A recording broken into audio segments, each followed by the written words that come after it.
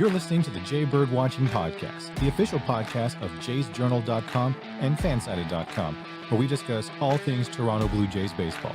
We'll talk about news, rumors, and game recaps. So whether you're a diehard fan or just getting started with the team, this is the podcast for you. Here's your host, Craig Borden, with co-hosts Jason Lyons and me, Ken Alfred. You're listening to the Jay Bird Watching Podcast. Good evening, Blue Jays fans, and welcome to the Jay Bird Watching Podcast. I am your host, Craig Borden, with the typical gang here, Ken Alfred, Jason Lyons. A little bit of a weird week, but how we doing, fellas? Doing all right. Glad to be here. Doing well. Had an interesting day today. A good friend of mine works for the Vancouver Canucks, and my son's favorite goalie in the NHL is Vasilevsky from the Tampa Bay Lightning. Of course, Tampa Bay is here playing our beloved Canucks tonight. And so I asked him if we could possibly go to the practice because my son has to play tonight. He can't go to the game. So we went down and watched Tampa practice. Practice is always impressive. I love watching these guys when they're just having fun and wheeling around. And anywho, we'll get the long story short is Vasilevsky's not playing tonight. So he was on the ice for the entirety of the practice. Like it seemed like forever. And all my son wanted to do was attempt to get an autograph or anything from the guy. So to Vasilevsky's credit, he skated right over. My son offered him 5 pucks in trade for one of his goalie sticks.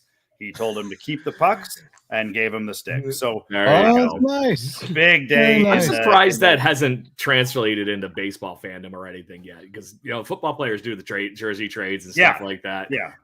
You see this stuff with like your son just did in hockey all the time, which is a really, really cool thing. And rock, scissors, paper for So then, not to be outdone, a Canadian junior all-star for, a number of years. Now, he got drafted by Carolina, now playing in Tampa. Hayden Fleury, skating off the ice, gave my other son, Jet, his stick. So he got a brand new $500 ultrasonic that might make it onto the crazy ice. Flex. Yeah, but anyways, shout out to the Tampa Bay Lightning. You're a cool bunch of guys. There you go. Not just the champs, but champs in your son's heart. There you go. So, anyways, before we get too far into this is a Blue Jays baseball podcast. Make sure you hit those subscribe buttons if you are listening to us on YouTube so you know when we go live and all that kind of good stuff. And make sure you join us on our podcasts and join in and listen. And we're actually ready here for you to join the chat. So let's see some of those people that are joining in already talking to us through the chat here. We're ready to answer your questions. Gentlemen, I told you I was going to hit you with a blind thing right here, right off the bat. And, I don't know how much you're having fun watching on Twitter, Instagram, any of the Blue Jays feeds these days. But I think Jano might be taking things to the next level and taking this thing that's, basically his catching job at this point. Because I think at the way this lineup is constructed, you're going to get Kirk playing DH or catching every day. And then Jano is going to be catching the regular parts of this lineup or pitching rotation, that is. So I'm going to share a video here with you. And then the fun stuff here that became the of course, now it's going to be mean. So anyways, boom, Danny Jansen. This swing looked a little bit different to me, nice and smooth. But he was there was another video where he was just destroying baseballs off of the tee with this similar stroke where he looks a lot more relaxed and that he's getting. I was going to say he doesn't look tight. He doesn't look tight at all. Like he seems very loose. Yeah. So that swing looks a lot like dreadlocked first baseman that plays for the Blue Jays. I wonder who that person's name. What's his name again? You went right where I was thinking, Jason, when I saw this the first time. And this was really, really cool because, like I said, it just looked like he was making hard contact solid. And there was a couple videos of him hitting off, obviously, somebody pitching. There's this one where he's just doing some shadow boxing here and doing whatnot. But then the other ones, the tee work was crazy good stuff. But outside the video here, this was thrown out on Twitter, too, and where he was trending last season, even though he didn't make it in all the games. So there is a lot of good things in Jay Jansen's, tenure now as a Blue Jay that are trending in the upward direction still. And maybe this is finally the gentleman that we saw just wrecking baseballs for Buffalo Bisons and the New Hampshire Fisher Cats in his last year of minor league baseball. So any reactions to that video, boys? You can really see the real direction that the Jays are going to go with, right? So, because remember before, the three of us were always figuring out who they're going to go with, and I always thought Jansen was going to be out. I thought they were going to either go with Kirk and then, and sorry, I forgot, the name is mistaken. I can't even talk right now. Brainial. The name, there we go. It's already out of my head already, right? So I thought Jansen was the odd man out, and looks like he is going to be the guy that's going to be focused for the catching. So yeah, that's great. I mean, I want to see the Jansen that we saw the second half of the season. If you can hit the ball like that, even better. Yeah, 97 or 91% barrel rate last year. That's slightly nuts. And for a guy that I didn't feel like struck out a lot, Jason, I think that cements it right there. Even when he's making good contact. Yeah. So it leads to good things. I think you're starting to see this in so many different aspects. Like one of the things that when we're trying to teach the kids, like the amount of time your barrel can stay in the zone is the maximum amount of time that you're going to be able to hit the baseball. As soon as it's out of the zone, either way, it coming in or going out, then if you watch that swing again, if you guys are going to check it out, watch how long it remains in the zone and going across the plate on a flat plane. Like you never want to, default to anything. But if you ever watch the softball guys that hit them like 500 feet, like guys that hit them out of stadiums, their plane is dropped and they just stay on it right through the zone so that the maximum amount of hitting availability. And I mean, Danny's not a little guy. He should be able to hit the ball out. And the nice thing for me is kind of like you said, like Jano's feeling his swag a little bit right now. And I feel like going into the season, we need more of them to feel the swag. We need, like Bichette needs to smile a little bit more and they need to have a little bit more fun. So it's, I think it is what it is. And he's ready to, it looks like he's ready to take some good rips. I'm excited. So just to be that person, I found the T video that I was alluding to. Same kind of work, just getting it in there, getting ready to make sure he's loading up that swing properly, and then just bam. So I think he's building off. We're already seeing this slow building piece to what has become Danny Jansen's like playoff hype. So he's becoming that clutch guy that we need in the main situation here. So it's very, very, very cool stuff. And I realize that now that's where the audio was coming from. I apologize, was from the stupid Twitter feed. So I forgot to mute. I was like, whose kid is that? So anyways, but it's good stuff. I think there's something there to the point of Danny Jansen maybe taking that next piece or to the ad campaign that is still ringing for Blue Jays fans, that next level piece.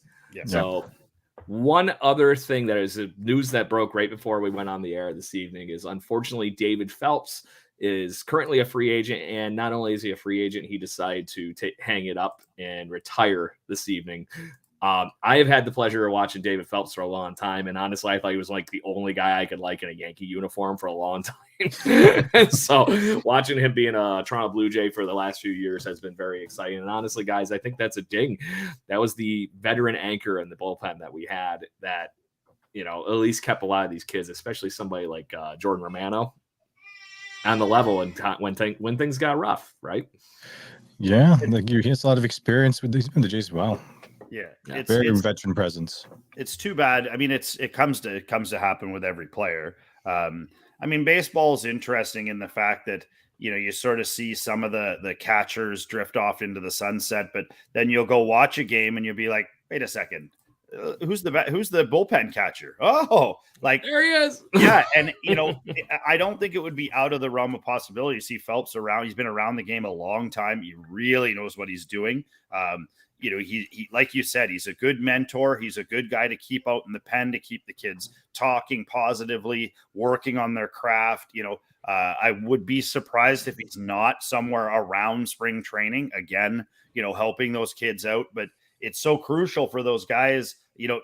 Hockey and football and basketball, they're all a little bit different. Whereas you don't really see the guys sort of as they're gone, they stick around. If they're not a coach or a GM or a prominent scout, you don't see them anymore.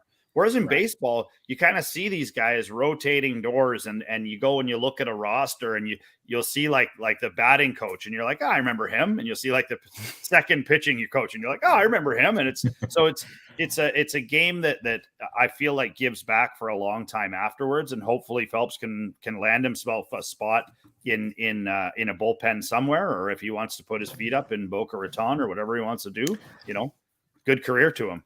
Yeah, it's odd that you bring up the bullpen part and the coaching part, because I don't know if this is a littler known Blue Jays news fact that the bullpen coach, I forget the gentleman's name off the top of my head, he actually said he has some things he wants to take care of or pursue other opportunities. We don't have a bullpen coach right now. You would be hard pressed to find somebody like David Phelps and give him a flyer on, hey, we're going to give you a season to see if you first like doing it, and second, if it works. You know what I mean? Yeah. That would be there's a lot worse people you could be finding in that situation to be the bullpen coach. And to your point, Pat Henkin was even one of our bullpen coaches at one point. Really? Pete Walker was a bullpen coach at one point. So there's been a continuing trend of Blue Jays players that have moved into the bullpen part. And not to dampen your spirits on that one, but our good friend Eric that we had on, was that last week or 2 weeks ago? Yep. He's actually got a great article out that I happened to read today on Jay's Journal. Go check that out if you're not subscribed, and good contributor to the show. But he says that it's looking like Matt Bushman, former Jay, is set to be in line for that job. Apparently, I believe he was in the Bison's organization last year. I don't think he was actually an on-field coach, but to that point, I know he was part of the actual, the staff. Not everybody's on-field coaching. Not everybody has the cool job title that Schneider had of major league coach. Yeah. before they take over a manager's spot. So, but no, Bushman would also be a very prime candidate. And to that point, Eric Troyden over at Jay's Journal, the father's site, mom's site, whatever you want to call it, to our wonderful podcasting endeavors here over at fanside.com. So that was really cool stuff. But to that point, I wish David Phelps all the best of where his baseball careers or his personal life goes, because to that point, he always seemed like a class act, and I loved his fire on this field. So yeah. Also, really to that, to what you were saying, I don't know if you guys saw this the other day, but Liam Hendricks has been diagnosed with non-Hodgkin's lymphoma. And from, personal to me, as somebody really close to me, just found out the same thing. But, the nice thing about that is if it's found early, you can usually deal with it, in pretty good stead. I read the thing that Liam Hendricks put out, and he, it's nice to see him with a positive attitude, a positive outlook. And, here's to hoping he gets back onto the field sooner than later. Did they actually catch it early, Jason? I don't know. Yeah, almost. It's like as early as you can catch it. Oh, really? Yeah. Okay. So that's you would think better. things are in the positive, yes. But to that point, you talk about Gaber. I'm sure he'll take that same mentality to getting past this in his life too, because there wasn't many people that played with more fire than Liam Hendricks in Blue Jays bullpen history, and he's taken that and ran with it through Oakland and become one of the better closers in baseball at this point. So I would be surprised that he gets over this pretty quickly and attacks it just like he's been every American League hitter for the last so many years. So all the best wishes to him as well in his recovery. Ken, you had something you were about to mention, right? Well, so it's just back to the bullpen coach. So what are they actually, walk me through that? What are they responsible for? So it's not the pitching coach, because I've heard of pitching coaches, the bullpen. Is it just like managing the roster of middle relievers and relievers and working with the actual head coach? Is that how it works? Yeah. Jason, you look like you had a tidbit you want to attack that question. Well, I mean, I feel like the bullpen coach is a vastly different coach than the pitching coach and the GM or anybody else. He has a ton of things to mitigate during a game. Like, I mean, every inning something changes for that guy, where they'll phone down and they'll be like, okay, get 62 up. Okay, he gets up, and then the Jays hit 3 home runs, and they're like, sit him back down. And they sit him back down. And then the next inning they give up 4, and he's like, all right, get pop up. And you're like, okay, get up. And then, it's a never ending battle all game long. And you're constantly waiting for the phone to ring. And you don't really have any say, I don't think. Like, I mean, you're certainly not going to, if the manager calls down and says, get Moreno up, you're not going to be like, oh, I'm not going to.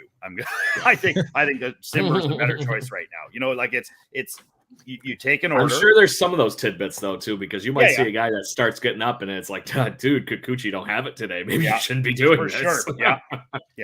But it's different coach. Reactive coach. Okay. So he just gets the players ready and stuff like that if they're getting ready to be called in and stuff. Okay. 100%. And I'm sure outside the game, it's still just as much as having an accessory pitching coach, preaching the same message, moving along, making sure everybody's doing their work. It's another kind of like a bench coach, but pitching related. So, but either way, somebody crucial to the success of a team. And a lot of those good bullpen coaches turn into pitching coaches. Yes. So hence Pete Walker. So anyway, the other fun, crazy news that came out this week was the fact that Scott Boras got in front of a microphone over the last week and did some talking about some of his clients. One of the main ones, fellas, being Xander Bogaerts. And I don't know if anybody's been watching the news or not, but this gentleman happened to sign just a mere 11-year deal for $280 million with the San Diego Padres. Just still drop in the pan, no big deal. Yeah. So I have that. No, I don't. God, you see what's behind me? So in the midst of this, apparently the Blue Jays in the Xander Bogaerts sweepstakes were finalists. Really? Apparently came down to the Blue Jays and 3 other teams. So, guys, call bullshit? Or was this something that had tangibility? We know the Blue Jays were seeking high-end free agents, and then they kind of just kept chinking down the line in free agents and got to Chris Bassett. Strangely okay with Chris Bassett, just saying. That's no sarcasm. I loved that move. But Jason, you want to... what do you do if you sign and throw that giant brick of money? Because you would have tossed a team that's already dancing on the line of probably going to exceed the luxury tax in Major League Baseball for the first time in history of the team. Yeah, I mean, don't get me wrong, I love Xander Bogaerts. I think he's a great ball player. He's one of those guys that has stood with the Red Sox through bad and worse for the last number of years. He's a gamer. He shows up every game. It doesn't matter if they're down 10. He's still going to try and hit you home runs. He's still going to try and make plays. So for me, I think it's a big load of bullshit. I think that it's one of those ones where it's an agent trying to shine on a team that didn't. I got all these teams to come and beg at your doorstep. Yeah, and because the Jays didn't have a significant signing, in that sweepstakes of all of those guys, it's a perfect team name to throw out there. They appeared to be hungry. They appeared to be chasing, and with Bo Bichette not signing his arbitration, it's also the perfect time for him to just poke that right in there and be like, see, they're not as solid as they are. They're not as it's bullshit. Yeah, sounds like he's peacocking. Yeah, seems like the agent was peacocking, to be honest. So I'm trying to find the article because it was something that got posted up all over the place, obviously, and there were 2 other teams that I think called out to where Jason was going there as far as the quote unquote finalists in this whole thing. And mind you, the other piece of this is obviously way pre Carlos Correa nonsense and being linked to 3 real team contracts, all that kind of good stuff. It was the Twins and the Cubs were quote unquote the other teams in this argument. Those other 2 teams had been very active though this offseason. So the fact that the Blue Jays were in that same microcosm, I feel that it could have been a throw in, but there might have been a little bit to it. But the other part of that little bit could be the fact that the Blue Jays don't check in on anybody. So they knew what they wanted to do this offseason. They're like, okay, we're going to go over the luxury tax. And I think they didn't care to a certain point. I know they did some moves to get a little further down that list, but they blew right back up to it by signing Chris Bassett. So maybe if they thought they were going to go over this season anyways, they were just going to let it ride. And then when Hyun-Jin Ryu's contract goes down this next season, they'll be like, okay, we're back here again. Sounds right to me. And then you got a guy that's a franchise level shortstop for 1 million years. I would say I don't know how well I feel about where his age is for an 11-year deal, which is probably where the Blue Jays went, see you later. But we like you, we don't like you that much, kind of thing. Yeah, correct. And then, so I'm going to use the last bit of this too. If you guys don't have anything else you want to mention on that topic, because I'm thinking we're basically to the fun of what tonight's real topic is, which is are we ready for arbitration battle? Arbitration. So I think you had mentioned it last couple shows about Xander Bogaerts and the Red Sox situation, Jason, as far as they kind of pissed off their franchise guy and went after Rafael Devers.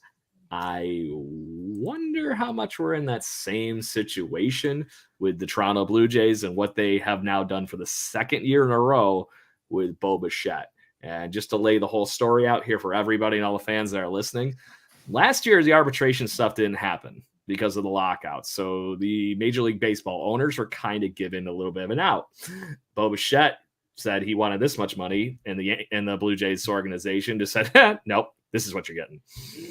And it was somewhere in the ballpark of $2-3 million in difference. Flash forward to today. Well, a couple of days ago, anyways. Bo Bichette is arbitration eligible again. He's got so many years, they still guaranteed to be a Blue Jay, but the whole arbitration process is in place in Major League Baseball to guarantee good players get raises, and the teams aren't just purposely squashing their pay. This is an agreement between the players union, and what ends up happening is if they don't come to a number that they like, which, by the way, all the other arbitration eligible Blue Jays came to an agreement. And Vlad Jr., being the most notable other name, got one of the biggest arbitration raises in history. It's in the top 5, which not shocking. He's kind of good. But if you look at things, Bo Bichette on paper looks pretty damn good. Just saying, because you lose a lot of those things that we complain about as player or fans and whatnot in the midst of looking at the tenure on paper and whatnot. And what this process does is if they can't come to an agreement, some random jackass comes into the conversation as the third party arbitrator. They have the number from the Blue Jays. They have the number from the player.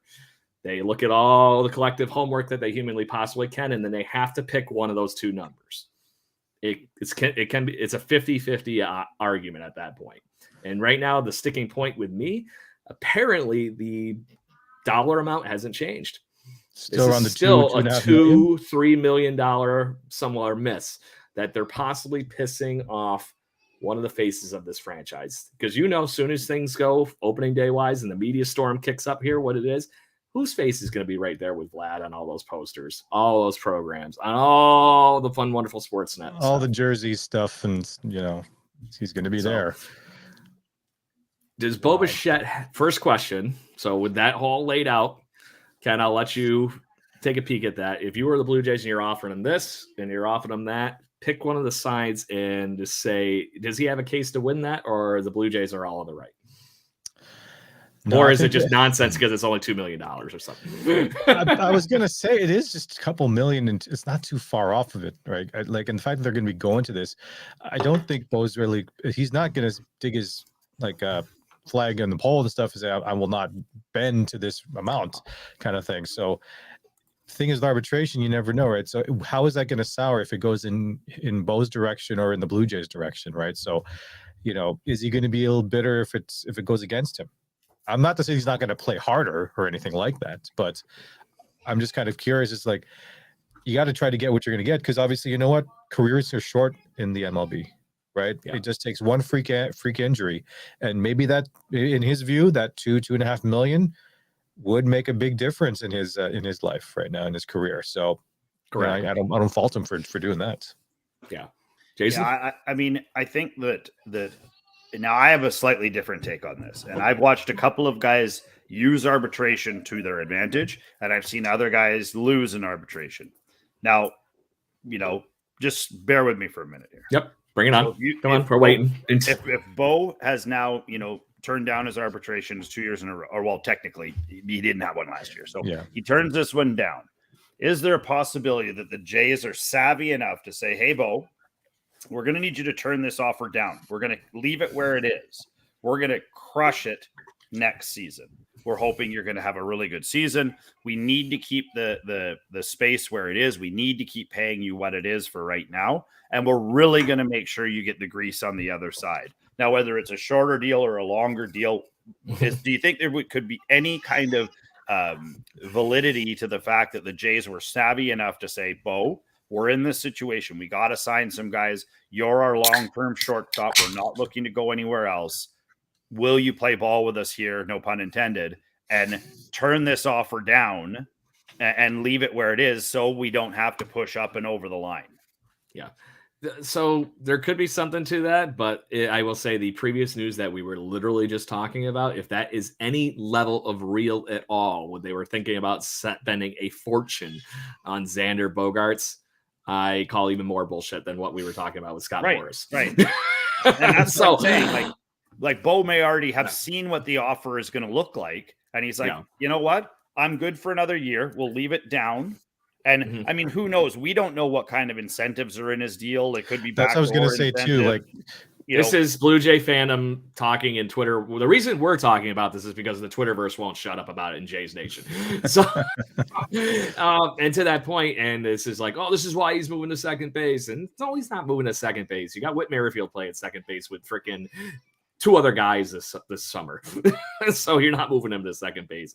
Not unless you make some crazy move and you get somebody like Xander Bogaerts. And honestly, I would make the argument in that situation, if it was Xander joining this organization, you got a really 50-50 of who the hell actually is playing second or short there, because Xander's not exactly the best defensive shortstop in baseball either. He's a good shortstop, but I would say they're defensively, Bo and him are kind of in that, neck and neck.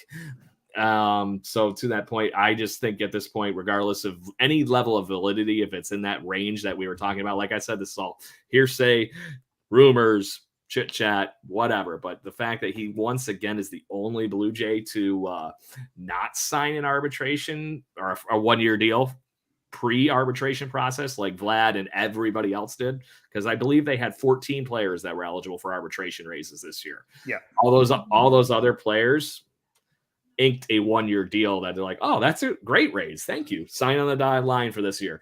Done. Yeah. No hearings, no nothing. Didn't we just sign, like you said, like 8 to 9 players or something like in one day or something like that, just Correct. to avoid arbitration?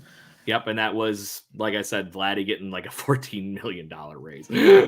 Or he's getting things like that. Or he's getting $14 million, I think, this year is what it was. Is Bo asking for that kind of money, though? That would be the question. None of these numbers have fully came out other than where the quote-unquote alleged difference is. And Eric Troyden apparently has at least chimed in on our wonderful fun here. 12 arbitration eligible guys. So just saying. Bo not being the one signing. Either the situation last year, if there's any validity to this, the situation last year maybe put a chip on his shoulder for this process. And now he is in that same situation again. And I'm not going to lie. I've been the employee that has been completely working my butt off at certain places I used to work. I don't work there anymore because I couldn't get my raise. Just saying. Yeah. Oh, yeah. And Bo's got the talent to do whatever he wants once the process here is free agents. Super valid. I think both points of that are there's a strong possibility in both. Bo may not want to be here, and he may not take the offer because of that. My hope is that he's a young, smart dude, and I'm just hoping that he realizes that he has a future with a good team. He's got a number of good years with the Jays to try and really make a couple of solid runs. And I don't know how much money is gonna factor into what Bo does. I mean, he's always seemed to be a pretty genuine dude. But I guess we will see, right? It'll be interesting to see how he comes into spring training, because he's going to be like, I'm just going to go on a ridiculous tear and I'm going to make you do this. or I don't see him being the guy that's toxic to the dugout, regardless of this personal stuff going on. No. He doesn't strike me as that guy. He's too driven to win, let alone deal with this. This strikes me as this doesn't turn into the Marcus Stroman fiasco, because this is the same situation that they put Stroman through, and then he just free agent gone, didn't even put a thought to it. Yeah. So, you think that's a strategy him and his agent are working? Do you think that's like a strategy with him and his agent? Do you think Bo's said by not because we've signed up so many like guys through these pre-arbitration things, like 9 players already? Do you think he's like, well, I don't want to be the 10th one. Maybe we'll be that one that we will go to arbitration just to show, that to stand out, right, compared to all the other guys. Or like you said, just kind of stick it to him a little bit. It's like, you guys got to make this decision for me last year. It's not happening again. At least if they bring the third party in, he's got a good case. Because really the only ding on his game is inconsistency. It's not that he's not a good player. You know what I mean? He's a great player. And if you look at any offensive and defensive metrics, he's still in the top 10 shortstops regardless in baseball. So that just says that he's going to get something out of it. Was it what he wants? Would be the question. And I don't know what that was. Did anyone else hear that? Yeah, they're trying to play me off into the music here. I'm ranting now. All right, sorry fine. about that. I'll lean back in my chair. I'll let you guys do your shit. Sorry, that was my phone. I had to turn that off there. Sorry. That's so good. It's all good. That's why we have fun here. So, anyways, guys, that's kind of the situation. But anybody have any other thoughts that they want to add on that whole thing? Because it is, like I said, if there was a couple guys that were heading to the hearings, I would maybe think a lot less of this whole situation. But the fact that it was literally only one guy, and I don't see out of the guys that they signed on arbitration 1-year deals to get out of those situations, that Bo would be the one that they're not doing that for, because they're trying to get him an extension right this second. Because that's usually the other part of this whole thing. It's like, okay, maybe we're going to hurry up and get these guys done with the arbitration, quick free agent 1-year signings just to avoid all that fun. And then, oh, by the way, you hear like a week later that boom, monster contract for one of those guys that's eligible for that hearing coming up. They just have a date that they have to have that offer in on. And that was last week. Yeah. Yeah. I mean, if you look at it, Bo has had, he has been a very good deal for the Blue Jays up to this point. And I think without his arbitration, do you know what his salary is this year without the arbitration? It's like you're reading my mind. I'm trying to pull up the. Yeah, I think it's a couple of $1 million still. Like, I mean, it's nothing. It's nothing compared to everything. And I mean, again, maybe he wants to make just a monster splash that, next year. And, I'm hoping against hope. And I think this does happen more than we know about, that the Jays have maybe talked to him already about, just cool your jets. We got one more year and then you're going to smash it out of the park. Yeah. And we're made the decision to keep you as our, and I think maybe Bogaerts played into that. Like, maybe if Bogaerts was ready to come to the Jays, then that gives them the option to maybe say, well, you know what, Bo, and maybe it's not us, it's you. So it's one of those. And maybe that was why they were dangling for a trade or something too. I said, there's a lot of things that we don't know as Blue Jays fans of what's going on. Oh, you could fill the internet with crap I don't know, buddy. So while we wait for Ken to have his technical fun here that he's got going on or whatever, Jason, according to, and this is just actually slightly insulting, sporttrack.com, which usually does a very, very good job of having ballpark numbers on players' salaries. It says his 2022 salary was $825,000. Wow. So meanwhile, they're estimating that his base salary for his first arbitration for this season at the age of 25 should be just under $6 million. Yeah, so 5.7. Right? Yeah, correct. I read that and I wasn't sure if it was right. I mean, that's an estimate, but this website is known for being the name of the game and guessing this stuff, and it's actually usually pretty damn close, within thousands of dollars, not within millions. Right. So yeah, I mean, it's I think he's probably well worth that. He's probably well worth $6 million based on the current of what you're seeing of the shortstops that are out there. Probably more, but if he's going to turn down 6, then like I said, he's going to have to make a big splash next year or he's going to be gone. Yeah. And that's exactly it. And Ken, hi, welcome back. Thank you. And believe it or not, we're still talking about Bo Bichette. Yeah, no, I was listening to the whole thing. I was just, I think I nudged my camera wire, my webcam, and then just shut off for a second and had to get out and get back in. So, yeah, like I think Bo definitely has a chip on his shoulder, and like I said, I think that's going to make him hungry and really want to perform for it, right? So, and just walk me through this whole arbitration. So, when is the actual date, or when is the time frame? Because it's going to be during the season, during the preseason. It'll be before the season, before spring training. So it's within the next few weeks. The actual hearing, they had to have both parties pre-arbitration have to have it their numbers submitted a month in advance, basically. So that date was last week after our show last week. So we had mentioned that he's due for a raise. I think the question is currently between both parties is how much the raise is. Yeah. And it's all for 1 year. And this is a 1 year thing that they're trying to figure out. This being his first real arbitration hearing, this is based on his tenure as a Blue Jay that we've seen at the major league level so far. So that's why it's usually a good chunk. Not just the everyday stuff. Right. But like I said, just because I had it in front of me, I want to get the real number before I start talking. I was wondering for real what Vlad's jump was. 14 million, wasn't it? I don't know if that was the new base or that's how much he got extra. I think that's how much he got extra. Extra 14. He got a $14 million raise. It says that he is going to make according to the same website that I was just talking about, he just got a guaranteed contract for this coming season for 14.5. There you go. So, well, he wasn't making, but either way, before, so. he got a pretty good jump in his first arbitration. Yep.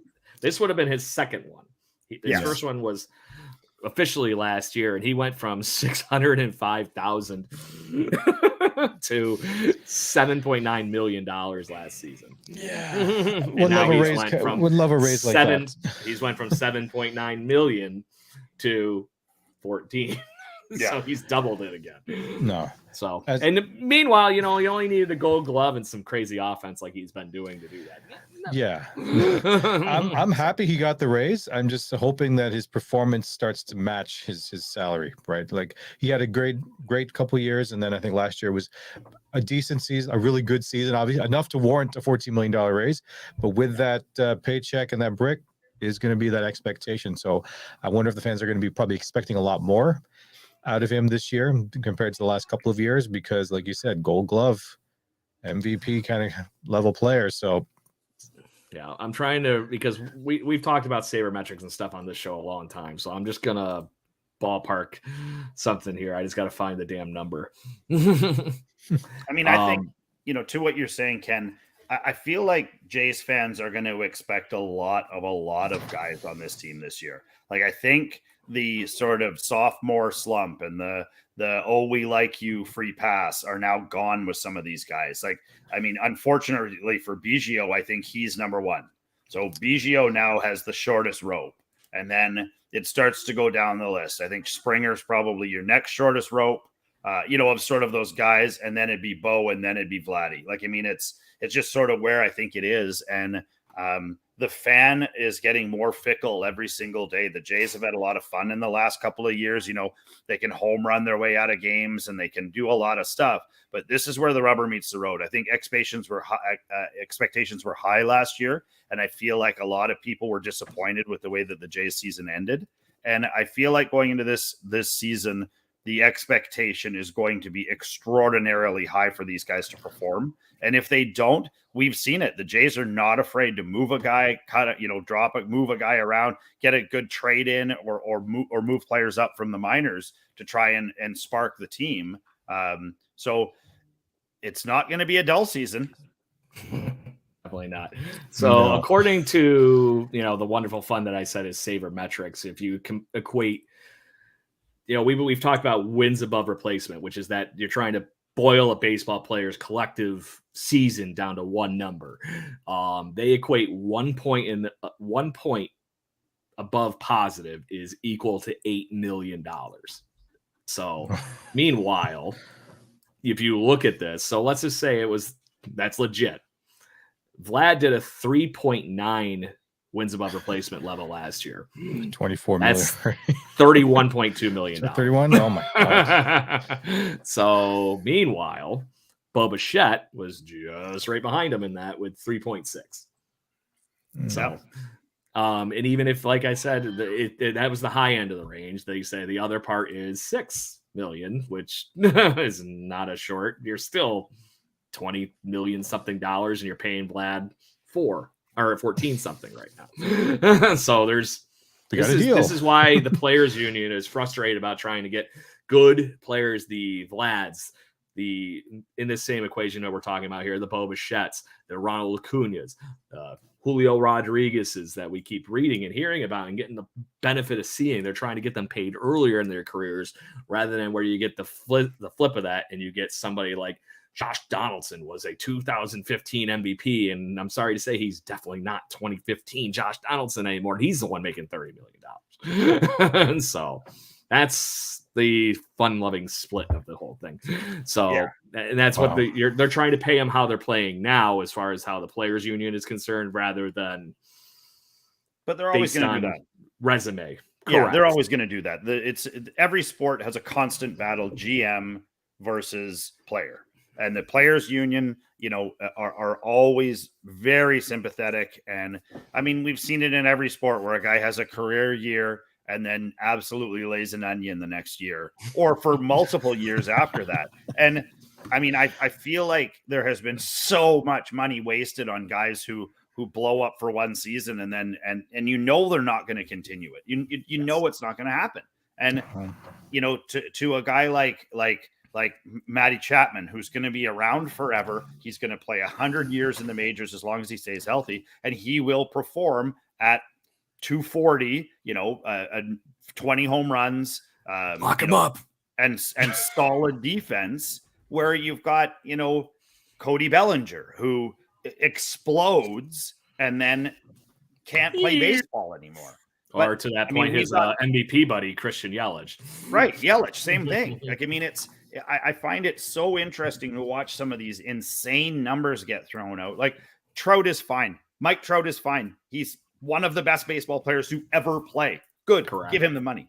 But when you look at some of these ones, like even Bogaerts to that, I mean, Bogaerts has been a good shortstop up to this point. Good. Not great. Certainly not the best, but they're willing to throw these massive amounts at these guys and time. 10 years? Come on. Like that was 11. It's unbelievable. 11 Which years. Is $25 million and some change every year. Just saying. Like, isn't Barry Bonilla still being paid by the Mets? Yeah, Bobby Bonilla. Bobby Bonilla. So I just think it's funny you mentioned that too, because we actually just signed a Bonilla. Yeah. Yes. That's segue. Yeah. Segue points. So I wanted to go talk Rogers Center and fun with that, but we'll get there in about 2 seconds. The international free agent draft kind of thing was the other day, and the Blue Jays ended up picking up 5 guys. I would say the 4 are complete flyers. You really don't know what you're getting. You're hoping for the Blue Jays scouts to be as good as we hope they are in finding new talent to fill in the minor league system for the Toronto Blue Jays. But these are literally kids. There is no other way of saying they're in their like mid to late teens or something, right? Like some of them early 20s. Emmanuel Bonilla, the gentleman that we signed as one of the top 16. free agent players, just could get his driver's license here. Just saying. Wow. I don't know how much you know about this dude. I went and did some research when we signed him. This kid is pure mash. You throw him anything that resembles a fastball down the middle, and you are not going to see it again. It is vapor. And the thing that blows my mind is, like you said, he's 16. He's raw talent. And I have seen these guys be very successful in the majors if they're brought through properly. They have to be brought through the proper channels. He should be at spring training. Even though he's 16, he should be there to see how it works, because he's coming right out of the DR, isn't he? And correct. I mean, he's probably been playing against men in the DR. So you got to make a decision. Do you want this kid to go play college ball for a bit? What do you want him to do? And so a kid like this, who's already got the strength at 16 years old to hit home runs at a major league level. We're not talking about 220 fences or 240 fences or 260 fences. These are 300-foot fences that this guy's vaporizing balls over with a wooden bat. With a wooden bat. He's not using a wooden bat. That's the biggest thing right there. And by the way, just to say, he's not 16. He's going to be 17 in February. Just so I know. What's a year? But they also signed him to the biggest international free agent contract in Blue Jays history. I was going to say, mind you, Vlad Jr. was the last one. They paid him just a little bit more than Vladdy. Just a little bit more at $4.1 million to a 17-year-old kid. Sorry, soon to be 17-year-old kid. Oh boy. But to that point, I wholeheartedly agree with Jason. There is something different to coming up in that league because Dominican baseball is crazy talented. For him to rise to the top in that equation and be one of the top, he was mentioned at everybody's free agent pools for this international signing in the top 3 consistently. Yep. And it was very close between those 3, but it was clearly he was that one of those top 3 guys. Everybody after that kind of all over the place as far as ranks and stuff. This was crazy. So the fact that the Blue Jays basically poured their whole bonus that they're allowed to put into this, because they have a cap on how much money they're allowed to spend on these young kids, and it's to make sure that they're not bringing too many kids out of these places and just giving them a ton of money, which is what used to happen in the Tony Fernandez days and stuff like that. That's why the Blue Jays had how many kids out of the Caribbean and everything on those early 80s teams. So it's just how it is. But everything I've seen on this kid's video is just insane talent, and it's going to scream good things for the Blue Jays. Now, quick question, guys. Now, can he hit a breaking ball and a curveball? Playing in those leagues, I would guess yes. So he's not going to be like Pedro. So he's not going to be like Pedro Serrano from Major League, who could only hit fastballs. Absolutely, be Pedro Serrano to start. 2 starts. That's all I'm going to say. I was like, when you were saying he can hit a fastball like anything, it just brought back that movie where he was bashing these home runs, but the minute they started throwing him anything else, he couldn't hit anything. But the fact that he hit fastball very much. Yes. Yeah. Curveball. He's afraid of it. But you know what? It speaks a lot. It speaks a lot. 4.1 million, where some of the other players that we just got into arbitration was only like, I think Espinal was what, 2.1, Biggio was 2.8 and stuff like that. And this kid's getting 4.1. I'm like, shows that we are investing. It's a one and done. Yeah, it's a one and done. It's signing bonus. Yeah, it's a signing bonus. So it's the same as Vladdy got Vladdy got paid 3 and change, and he got an extra signing bonus on top when he signed his first actual major league deal. So this is basically just to lock him up right now and make sure that nobody poaches him over the next couple of years. Even if he wants to go to college or do any of that stuff, he stays Jay's property. He goes to Jay's training camp. So he's a Jay, and it's costing them probably $1 million a year. He's at least 4 years away, I would say, from touching a major league field. So, so would he be playing like Buffalo? Would he be in the playing? He'll play in the kids that age are allowed to play in the summer leagues. So he'll play in Vancouver. He could play in Vancouver. It really depends on how things go. But correct me if I'm wrong. Is Dunedin actually below Vancouver now as the single A, and then Vancouver's now the higher A level? I think so. Yeah. I think they did that because of the flip-flop and you wonderful people in Vancouver turning out to the ballpark at crazy record cliffs. Unbelievable. I'm hoping if we keep that, keep this going, I would love to go to Nat Bailey, set up in the outfield. It's a beautiful baseball park, and I'll do one of these from out there. And I think that sounds like a hell of a time. I think you're going to have to sit there with a beer in hand on the outfield wall or something. So, but to your point, Ken, this kid is a talent that it needed to be picked by somebody, and I'm personally happy that it was a Toronto Blue Jay thing because he's a crazy athletic center fielder. It's not just this is a tooled guy that could have a ton of talent and super athletic. That monster arm, super athletic, fast. I was going to say, how's his defense, Jason? You said you looked into his background. It's about what a 16-year-old would be. He's needing more. He's not big enough to cover the distance that he needs to cover right now, but he's 16. I mean, he can get there. And if he doesn't get there, he's going to throw you out at 2. Like you're not going to. Maybe he just, and at that point, okay, what's the worst case scenario? He turns into Loris Gurriel Jr. and play left field, and he mashes home runs or at least doubles in the Rogers Center at some day. That's just good stuff. Yeah. So, but I've reposted on our Twitter account at BirdwatchingGC many videos of him and the next topic, which is actually talking about where those double alleys and things are going. Unless you guys want to mention anything else on Mr. Bonilla. Well, Blue Jay Bonilla. Blue Jay Bonilla. Looking forward to seeing him in the future. Okay. So we're going to talk the Rogers Center renovations, guys. Welcome to the neighborhood. That's the new fun time that we're going to get to say. Skydome. Skydome. Yeah, exactly. So to that point, there is now officially nothing left of the Skydome at this point, which does bring a tear to my eye, just a touch, because guys, there's always been at least that part where up at the 500 level, we got to, the old seats are there. They still smelled old. Correct. So on Twitter the other day, they had media day and they let everybody into the ballpark. So Keegan Matheson and Adam Leskarsis here got into the ballpark and was able to do some cool, take some peeks and whatnot. The infield and everything is all covered up. This is from the new area or damn near close to it, where he's taking pictures of the field. That is the new, because that looks some fresh concrete right there, boys. So, Clean. And then checking out what this is from the top of the new bullpen area. This is where the new seats are. It is really cool how this is starting to take shape and come together. So those are going to be fans are going to be sitting in there. You said that's correct, sir. This is the new party decks and stuff. So what they've done is they've busted the all of these party decks into what they're calling neighborhoods, or I'm going to show them here in 1 minute. Oh, okay. Go ahead in 1 second. But I just wanted to be this guy. Ken, just so you say it, those are the old Rogers Center Skydome seats that are unfortunately going bye-bye. These are what the new seats look like.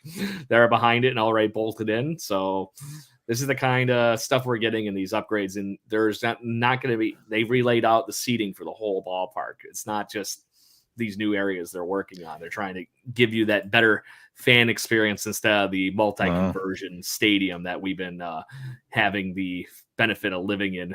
Are they keeping those old chairs though? Are they keeping those old seats as like a? No, they'll sell them or something. They take them off. Yeah, correct. I thought they were just going to keep it just to show it, and I was like, okay. Another comparison. Do not sit. I'm like, wow. I think it's because they're going to turn around and I don't think they're bolted to the floor anymore. Would probably be the biggest thing. But so up here on the top, all these pieces, like kind of like from the foul pole over, these are going to be like Jason was saying, the neighborhoods. They're more or less a themed area with a bar and food and all that kind of stuff based around some vibe, right?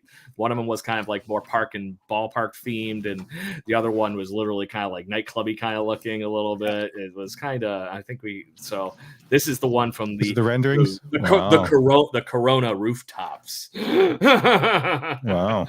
So really cool stuff. And then, like I said, this one over here, you can't see too good. It was like they called it the park, and there's like literally like turf. People play turf and people playing cornhole and all that kind of good stuff in it. And it looks really cool. I'm actually kind of curious to see where the rest of it goes and whatnot. Well, I can tell you this. Today I was with an executive for a professional sports team in this city who will remain nameless, and he was saying that when they started the discussions for this, it was, they were going back and forth about a whole bunch of different ideas, and there'd been sort of these newfangled stadiums and old school stadiums and all these different looks. And somebody in the crowd, a brilliant mind, said, "Hey, we've got the room. We just need to take advantage of it." And so when they redid the design and they started to look at what they thought they could do, I mean, they changed the scoreboard. So the scoreboard will look different for this year slightly. But they just started to say, where do we have negative space here? Well, we've got negative space here. Okay, what can we do? And, the thing for when the Jays have a sellout, or if they've got a playoff game, or if they've got a huge weekender against the Yankees or something like that, the versatility that this gives a stadium is crazy. Like, I mean, whoever the woman or man that came up with this design concept, or the team or whatever, I mean, kudos to you. You should be hired by every stadium company as long as this comes out like it's going to look like.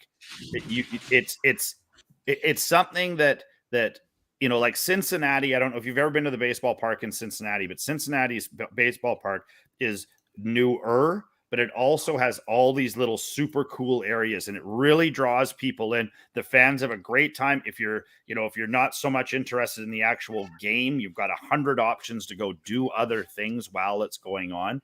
And I feel like that's how you change from having, maybe 3,000 casual fans to them actually spending the $50 to go. And what does that do? I mean, revenue is revenue is revenue. Revenue can pay, Bo Bichette's new contract.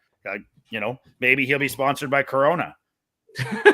Maybe. Yeah. And to that point, that's the part of it right there is the sponsorship money to have these pieces. I don't know. I know the one was the Corona rooftops, which I think is on the screen right now. Looks really nice. I don't think they marketed any of those other ones. You would think that were like that one that we were just talking about was like the park. They will. Yeah. Maybe that's the what's the hardware store that we always Rona, Revy, Home Depot. Home Depot.